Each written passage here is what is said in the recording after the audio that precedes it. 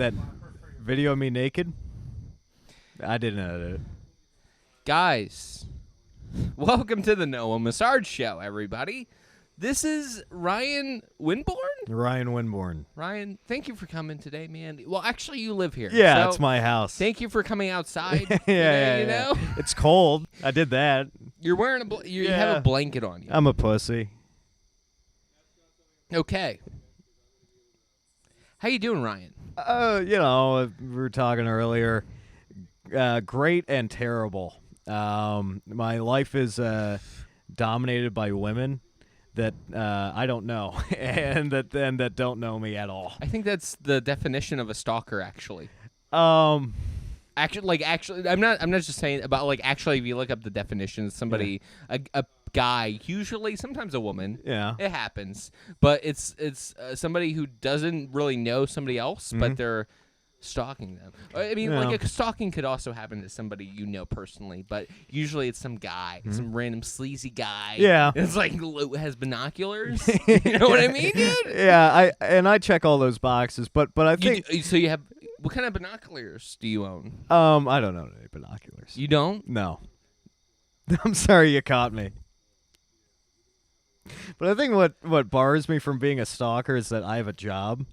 You know, and so I've got to be places. Jeffrey Dahmer had a job too, didn't he?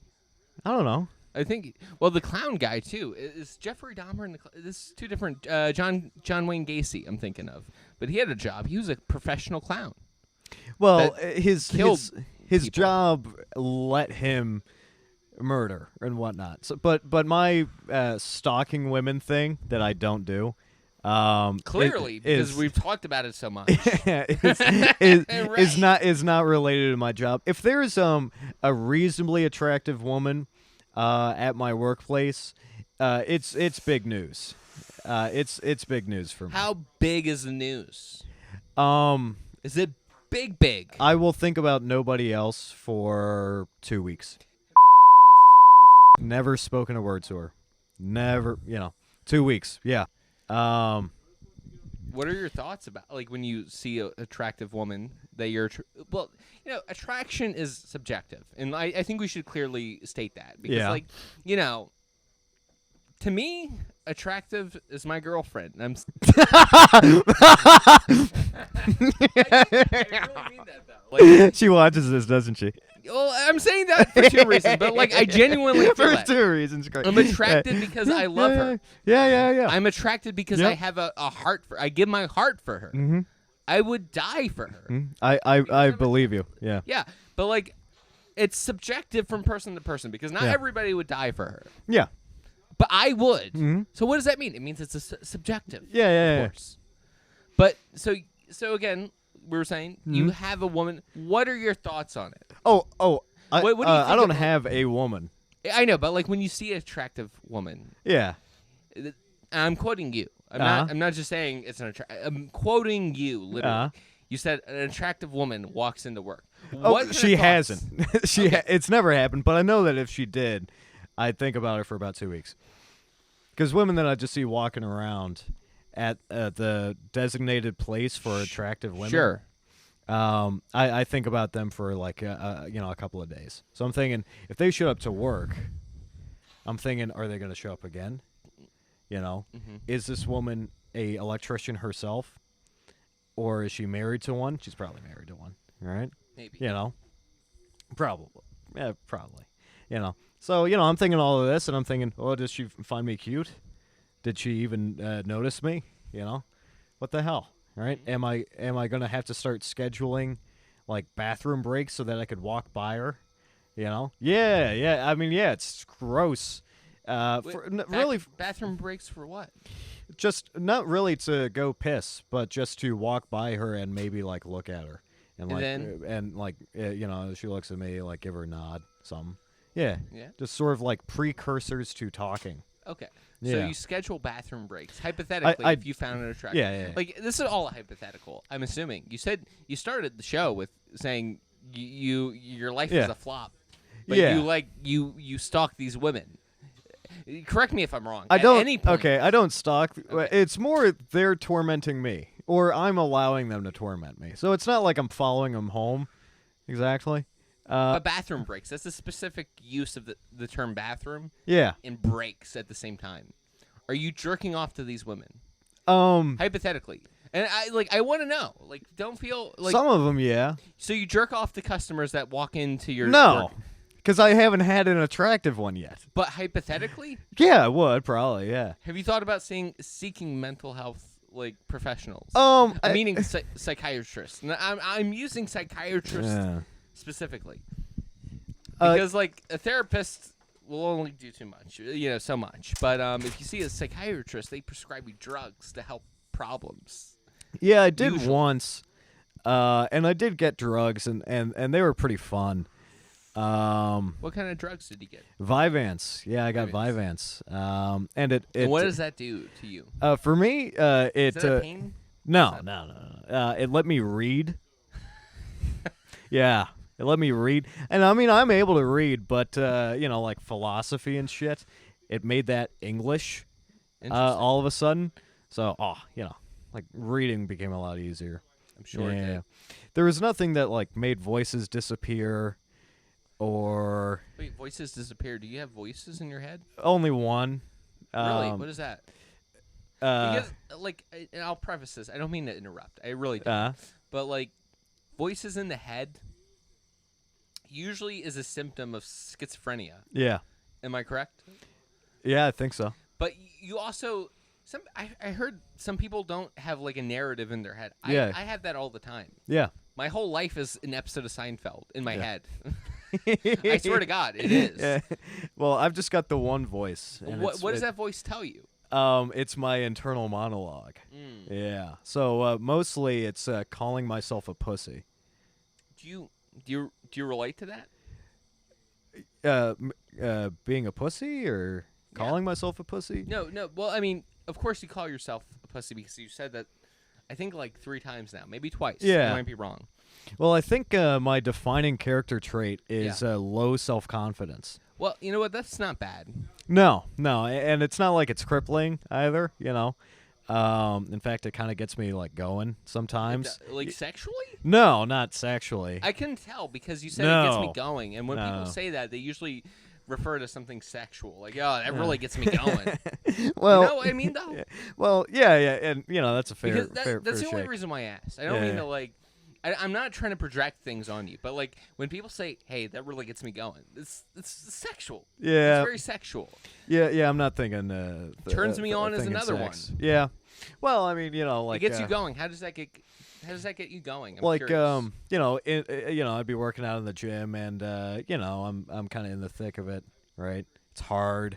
I'm thinking, maybe I don't pick up this heavy thing, and then I think, Ryan, you're not deserving of your mother's love. And that gets me going. That gets me going. So I pick that shit up. How does that get you going? Not in a sexual way, but I pick that shit up. Pick it up. Yeah. Because you don't feel like you're deserving of your mother's love? Or you want to prove that you are? I don't know. I think that I feel I'm not deserving of love simply. Okay. Yeah, sorry to... I'm not going to... sorry to make it heavy. No. You're not at all. This is the most lighthearted conversation I have had all day, to be honest. Oh, wow. That's awful. That's awful. That's awful. Yeah, so I think that's my defining character trait. But it sort of manifests itself in odd ways. So, I've got really low self-confidence, and that makes me work harder, in the gym or whatnot. Yeah. Or it's talk to this broad, because if you don't, it's like, a coward dying 1,000 times, but a brave man only dies once. It's just my low self-confidence. It's like I try and fight it, and so I think that makes me brave, more than anything. Okay, and here we go, Travis. You gotta, the train continues, everybody. I'm jealous of that camera. Why is that? They got to see Travis's ass walking by. I don't get to see any of that. He hides it from me. But you live here. Yeah. Yeah, I do, but he's cautious of me. Cautious? Yeah. Do you cautiously avoid Travis's ass? No. None of this is true. And when you say none, do you mean the entire episode so far is No. I mean the low self. Yeah, that's true. But the ass thing. So you don't avoid his ass. I don't avoid his so ass. you, No. You embrace it. Yes. You do. Okay. I'll go on record on that. I mean, Call me before Congress. This is your words, not mine.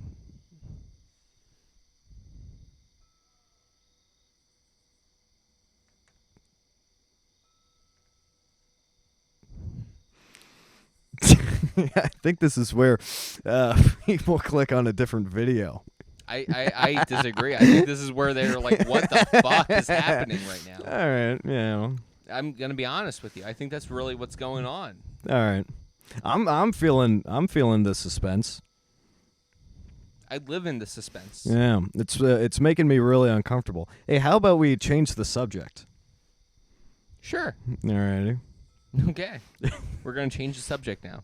We were talking about a lecture. But let me introduce. Okay, so I was setting up, guys, because we do some preparation before the show. We do. I swear to God, we do. And I saw Ryan in the kitchen, and he mentioned casually, as you do, he recorded a lecture about political attire. Is that correct? Political fashion. Political fashion. And he recorded election. Election? A lecture. A lecture. You know what, guys? I am tired, but it's okay. He recorded a lecture, which he did record, and he recorded it naked, talking about political attire / fashion. Yeah. Why did you record that naked? Well, that was the first joke of it, right? So political fashion. Yeah. It's you wear political statements and beliefs, right? For other people. When right? I see and I'm going to be honest with you, I look at any politician. They're wearing a suit and tie, and that's the only fashion / attire they wear.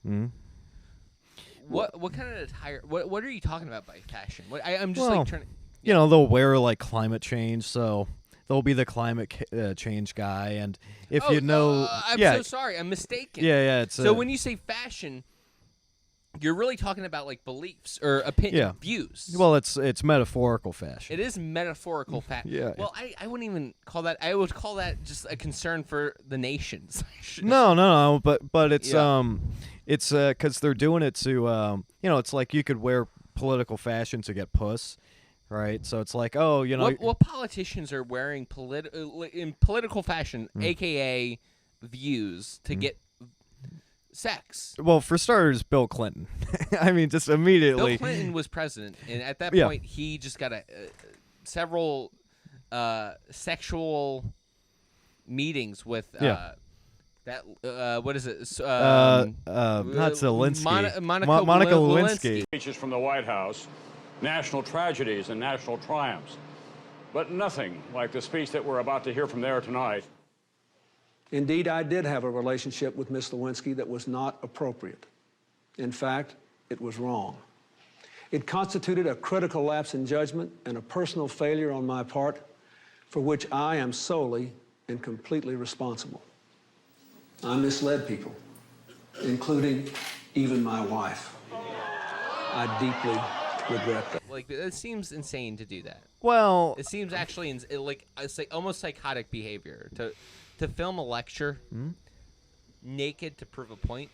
It almost sounds like you want people to see your penis. Well, nobody saw my penis. Okay, what did they see though? Because you say you filmed it naked. What did they see that was visible? Did they see a shaft? Probably not. Maybe. If so, I mean, it was sort of buried in pubes that you probably couldn't see it. But you saw a lot of suggestion of shaft. It's like it's right beneath. You also saw my ass. You saw my ass. I turned around to write something on the whiteboard that I had behind me. Did they see in like? I don't mean to be crude. Like I really don't. I'm genuinely inquiring. Did they see your asshole? No, I've got an ass in the way. Okay, so they saw the cheeks though. Like Yeah. cheeks. They saw the cheeks. So I don't think they'd see the bottom of the cheeks. So just the top half. Keeping it modest. Tim Dillon, he had this Instagram post where it's him with his hands tied behind his back in a chair with the words "cum pig" written on his back. And so I called a buddy of mine, Paul O'Malley, and I asked him to come on over to my dorm room and write "cum pig" on my back in honor of him. But it was also, part of the gag is I turn around and you see "cum pig" written on my back, and the idea is that, I've forgotten about, my crazy weekends. I've forgotten, somebody wrote "cum pig" on my back when I was doing all this gay stuff. Yeah. So they saw that. And honestly, if my dad saw it, he'd laugh, I think, and think it was funny. If my mom saw it, she'd be a little uncomfortable, but not terribly.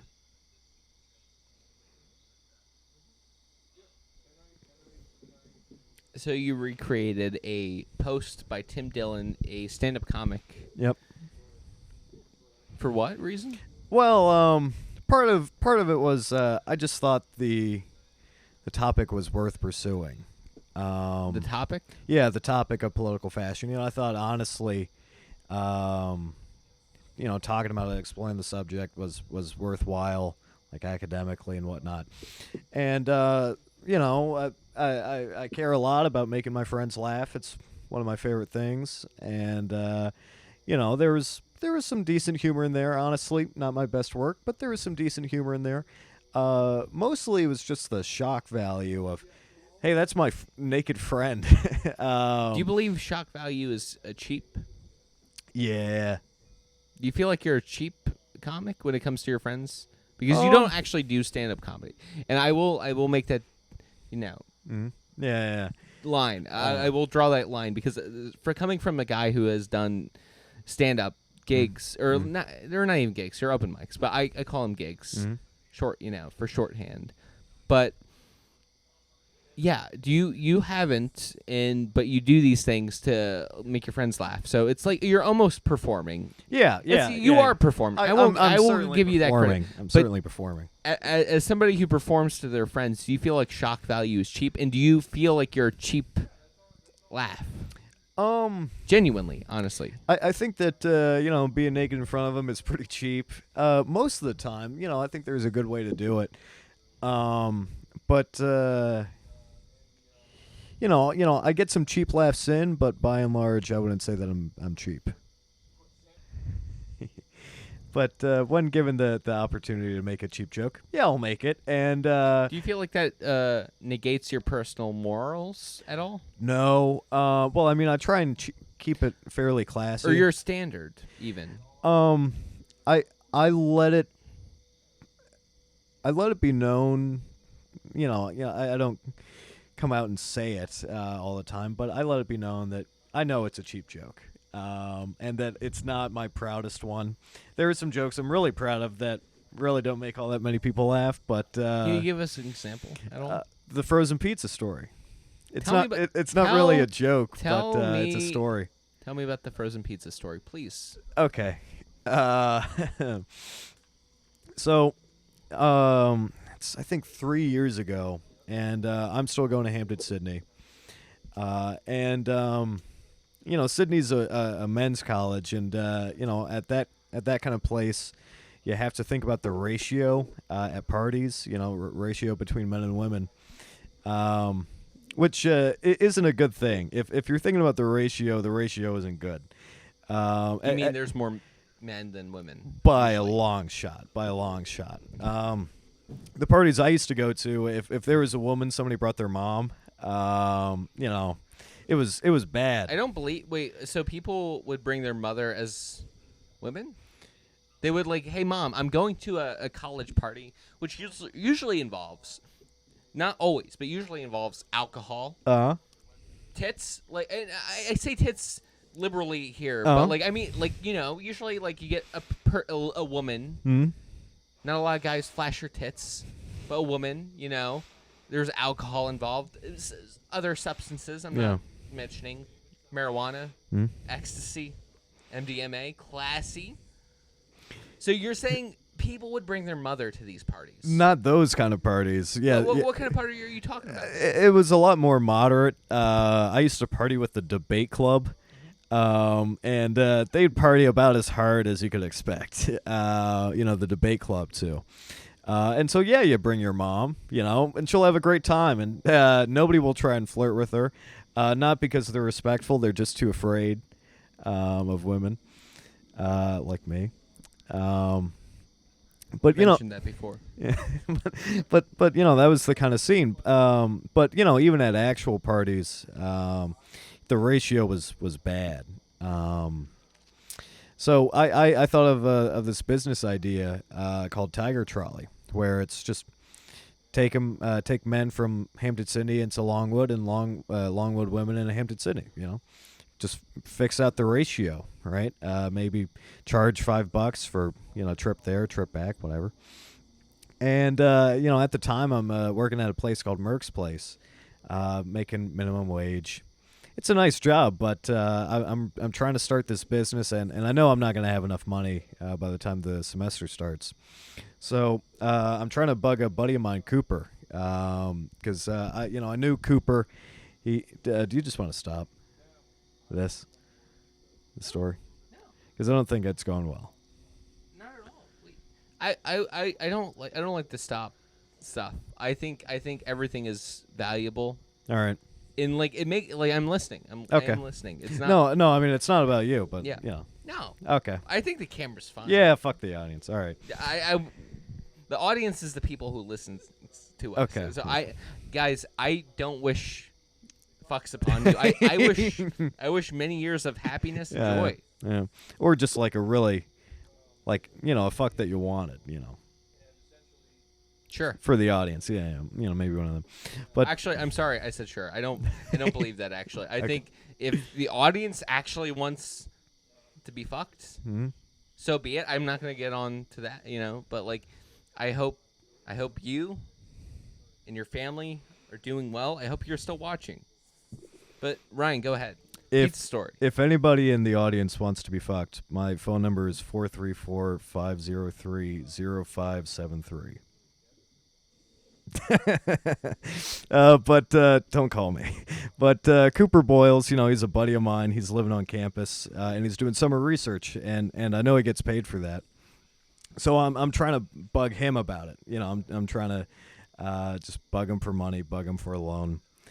And I know what dorm he's living in, and I know he's got an oven in there. And for whatever reason, my mom gave me this frozen pizza. And so I take the frozen pizza to his door, and I'm, Did you ever think your mom gave you that frozen pizza to feed you? Yes.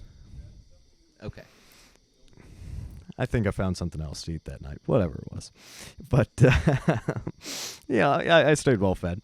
But I go there and knock on the door. It ain't Cooper. I think it was a lacrosse player, because supposedly those guys share a brain cell between the team. I'm knocking on the door. Hello? Hey, is Cooper there? Do you know where Cooper is? It's all right. Well, have a good one, and, I that was supposedly Cooper's room. He's not there. Fuck, business is over, right? I can't get a loan from Cooper. No way I'm going to make the money in time. This shit's fucked. I go home and, I eat that pizza that night. That doesn't really matter all that much, but I eat the pizza that night, and I'm just bummed about the business. A week later, I walk into the gym, and I see this fella, Jackson, that I know. Jackson doesn't like me at all, actually. But, he's buddies with Cooper. And I'm thinking, fuck, all right, I'll bug him. Maybe Cooper's still here somewhere, right? Maybe I just missed him. And I ask Jackson, hey, do you know where Cooper's staying? And Jackson, who wasn't happy to see me, grows this big creeping smile because he knows that he can fuck with Cooper, right? Just by telling me his address. So he did. He did. He said, "Yeah, Carp Y 203," and I didn't even go to the gym. I just walk right back out and start bugging Cooper. And I get to the door, and I'm standing in this position. Right, I'm pretending to have a box of frozen pizza in my hand, but there's fucking nothing there. So the audience, I like to reiterate things. Mm-hmm. So you're standing outside of Cooper's apartment. Yeah. And you're acting like you have a frozen pizza, Yep. so you would be like something like this. But there's no pizza there. No pizza. And what happens after that? Well, I knock on his door, and Cooper answers, and he's surprised to see me because I shouldn't know his address, and I didn't announce that I was coming. But he's a really kind, courteous, polite guy. Yeah. So he's like, "Oh, Winborne," That's who everybody aspires to be. Yeah, Good people. Yeah. Good people aspire to be kindly and nice and accepting. Yeah, he's and he's good people. And he says, "Winborne, hi," and I say, "Hello, Cooper," and he's like, "Do you want to come on in?" Yeah. Cooper, I've got a frozen pizza for you, and he says, "Okay," but you don't. But I don't. But I'm motioning, and he gets the idea, right? That I'm just playing pretend at this point. Hypothetically, so you don't have a frozen pizza, but you're telling him that you have a Yeah. frozen pizza for him. Hypothetically speaking, Yeah. you don't actually have any pizza. No pizza. Yeah. And I have to tell you, Ryan, as an Italian, if you came in, first of all, I would be offended that you offered a frozen pizza and not an actual pizza. But if I found out there was actually no frozen pizza, I would be pissed off. I would say "Fangul," and please leave. But that's just coming from a point of view. And if there's any Italians audience listening, please leave a comment. Tell me if you agree with that. If somebody comes in offering you a frozen pizza, you're already a little frazzled. You're not pissed off quite yet, but you're frazzled. You're like, "There's not even pizza. It's not even pizza, but I'll eat it. I'll have some of it." Yeah. And then come to find out there's no frozen pizza. You're like, "Please leave my." You don't even say please. You say "Fangul" to you, like Tony Soprano. "Fangul" and leave, please. But go ahead. I'm reminded how little I respect the Italian people. I can tell. Yeah. You're making up a frozen pizza. You don't give a fuck about anybody or Italians, specifically Italians. But you go in, say you got a frozen pizza, and there's no frozen pizza. What happens next? And I say, "Cooper, you know the law of reciprocity. If I give you something, you'll be more inclined to give me something in return." And Cooper, he's already done with my shit. He's like, "All right, Ryan, what the fuck do you want? $4,000. I don't have $4,000. Yeah, you do. You got it this job. Of course you do. And he says, "No, I don't have $4,000. That's why I have this job." Shit. All right, Cooper, how you doing? And I just start shooting this shit. So you asked for a loan. Yep. Of $4,000. $4,000. Without any actual reciprocity to give. Well, I had love, and you had hypothetical pizza and supposed love. Yeah, supposed alleged love. Allegedly love to give. Yeah. Frozen pizza. Well, I would even like hot pepper. You didn't even bring hot peppers, which Italians love. Yeah. Okay. But Yeah. So you're like, "Hey, actually, no pizza, but hear me out. Go ahead." But Tiger Trolley's dead. Sure. Again, right? I met with Cooper, no money. Tiger Trolley's dead. Oh well. But I still get to shoot the shit with my buddy Cooper, and I'm chatting with him, and somehow or other I say fag. Right? Say fag? Yeah, I say fag. It's a tool in my toolbox, and when the time is right, I say fag. And when is the time right to ever say fag? When somebody's doing something faggy. And specifically, what do you mean by that? Well, it's not that they're. When a man kisses another man, that's not faggy, right? But if there's a man holding hands with another man, skipping along, and they're not like children, that's faggy. Why is that faggy? I don't know, but it is. I'm using your verbiage here. Why is that faggy? I don't know, but it is. You look at it and you think, fag. Do you not agree that that word could be offensive? Oh, yeah, it can. Yeah. But If also, you're gay referring- people know. Like, gay people know what's up. Yeah. But the most homophobic guy I know is gay. Like, gobbles up cock. Yeah. Laps it up like a dog in water. Hates fags. Do you ever call him that word? Only when he's being a fag. Only when he did something faggy. And that doesn't mean, swallowing cock or whatever. It's, he did something faggy. But that the term could be hurtful for actual people that have been called that by, let's say hypothetically, their parents. But I say hypothetically, that's actually happened. I don't have to have proof of that. Yeah. I know. Yeah. Things, you just know sometimes. And that could be very hurtful for certain people. Yeah. Everybody, welcome. Travis Carlson, you came at a pivotal point. But I'll let you get... Yeah. So, the word fag is brought up. Yeah. Then Well, what happens after that? and it is offensive, I think. But I get away with it. So you get, when people say they get away with things, Yeah. it usually means that's like a bad, like, oh man, I got away with a robbery, or hey, I got away with being anti-Semitic. Yeah. No, like that's implying that they know it's something bad, but they got away with it. Yeah. Meaning that they did not get into any trouble for whatever reason. Well, So do you believe? So you said you got away with it. Do you believe that was a wrong thing to say, and you actually got away, or are you just saying that just to say it? I think I make it okay, which is how I think I get away with it. Right. So when I drink, I'm still an asshole. I'm no more of an asshole when I drink, but I lose the charisma that can somehow make it okay.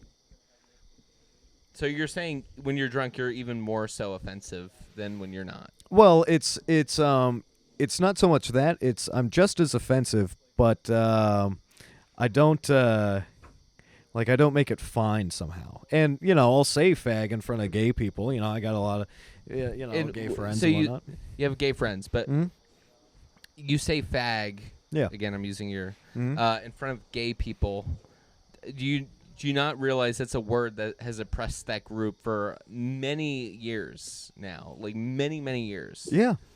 And do you not realize that may be hurtful, or like that even takes like them back? Like when you're using such words that have been violent, I'm not saying you're using it violently, but you're using it. That word has been used violently against the specific group of people for many years, many years, since, I don't know, 70s, I don't know. 80s? Sure, call it there. Yeah, sure. I don't know about the whole taking them back thing. I'm not saying nah. I'm just saying I have no clue. Yeah. But as far as hurtful, I'm fairly close with these guys, and I've given them plenty of opportunity to say, "Hey, Ryan, could you actually not say that?" I mean, it's not only I've given them the opportunity to say that, but I've asked them, "Hey, you guys are cool with me saying fag the way I do?" And they're like, "Yeah, it's funny." So it's, when I say I'm able to get away with it, I can say fag in such a way that generally most people, and in particular the people that would otherwise really be hurt by it, not only are fine with it, but tend to enjoy it. I understand what you're saying.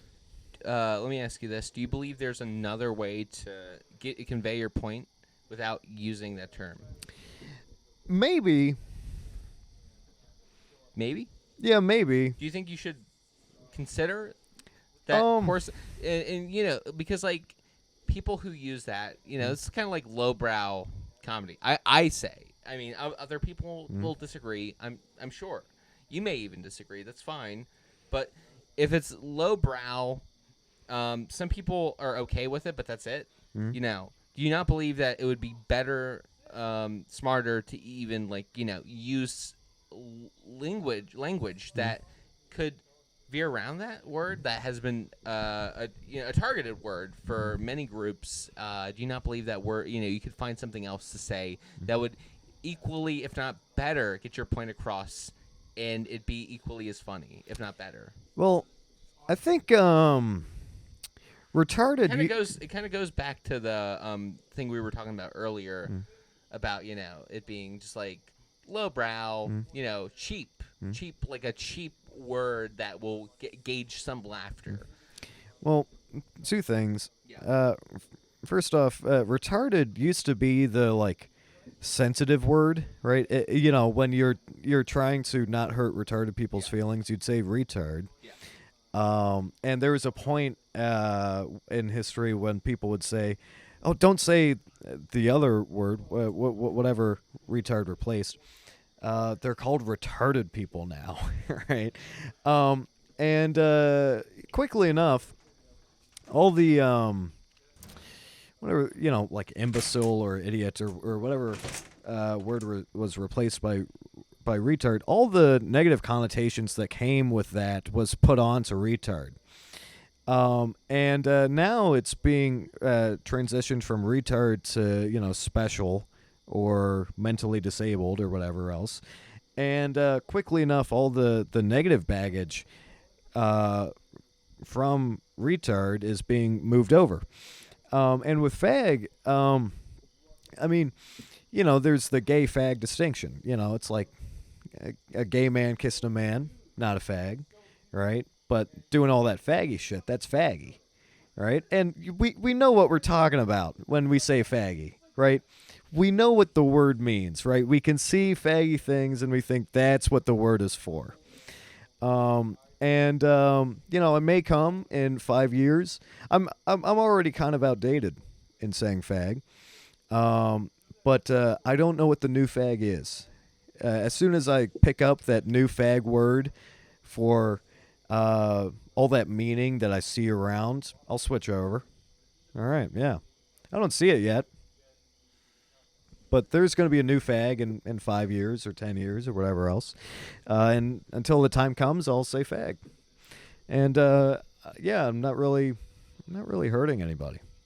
Okay. Well, I don't think. I would say 2 points. Two little notes. For the retarded thing. I'm quoting you. I feel like the reason why they started to use another term is because people would use that with their friends who are not retarded. But the fact that they're calling their friends who are not, they don't have a mental disability, like they're calling them retarded. That's a sign of that being used. That word that was medical at one point, but now not. That was a medical term, but it's being used as a derogative term. And I feel like that's the same way with fag. I mean, sure, if we go back far enough in history, fag, it means a bundle of sticks. Yeah. But that's not the social or society reasons why we use that term now at all. Like, I would even argue there's not even 1% of people who use fag to refer to a bundle of sticks. We'll just call it a bundle of sticks. Yeah. There's not even that people, because those people are dead now. They lived in a time where they had to gather sticks and they would call it fag. Sure. But anybody who's alive right now, anybody and everybody, anytime they say the word fag, they're using it as a derogatory term. Or retarded, same thing. It's very derogatory. And it is offensive to those groups. Would you call a mental somebody who has a mental disability retarded? Would you call them that?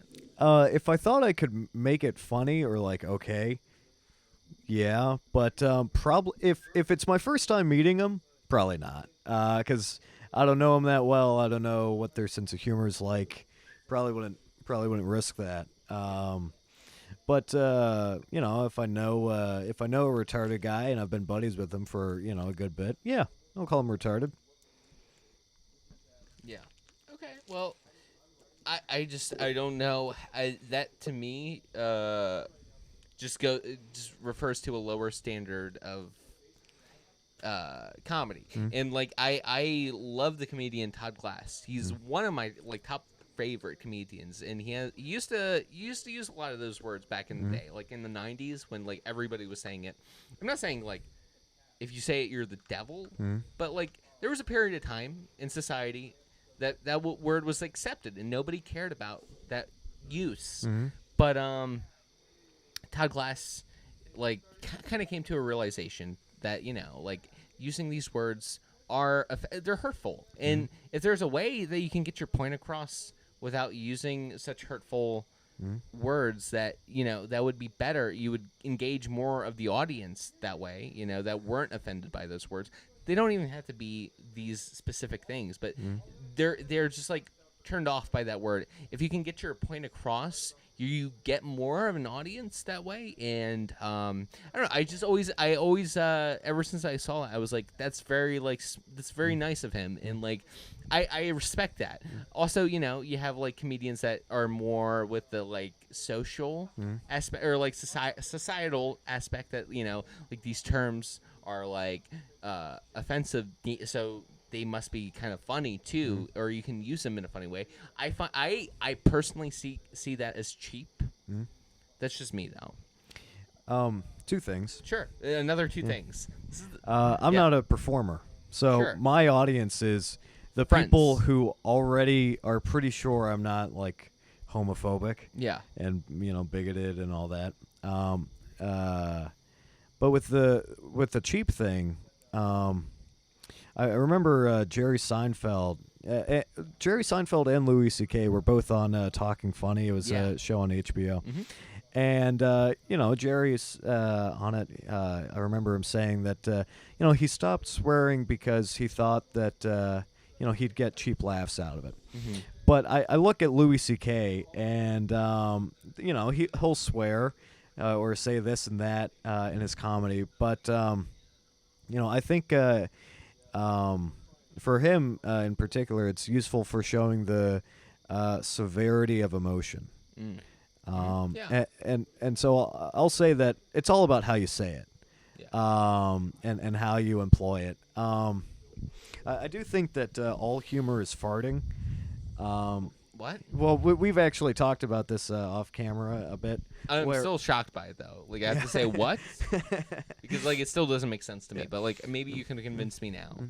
Well, all comedy is misdirection and then correction, right? So it's leading you towards one conclusion and then showing you that your assumption was incorrect. And I think that if you add tension to a situation, right, you can further the misdirection, right? So you can further invest the audience into misdirection. Sure.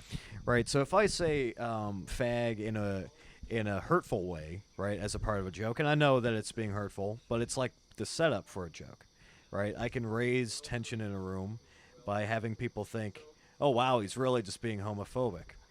And then if I can show the correction, right, and say, oh, actually, I wasn't being homophobic, not only are they relieved, right, but there's a greater impulse to laugh after that. So, I think fag or you know, there's the profanity, right, for Louis C.K. to show the severity of the emotion, but I think more generally there's the possibility of raising suspense at times that you want it as a comic. Okay.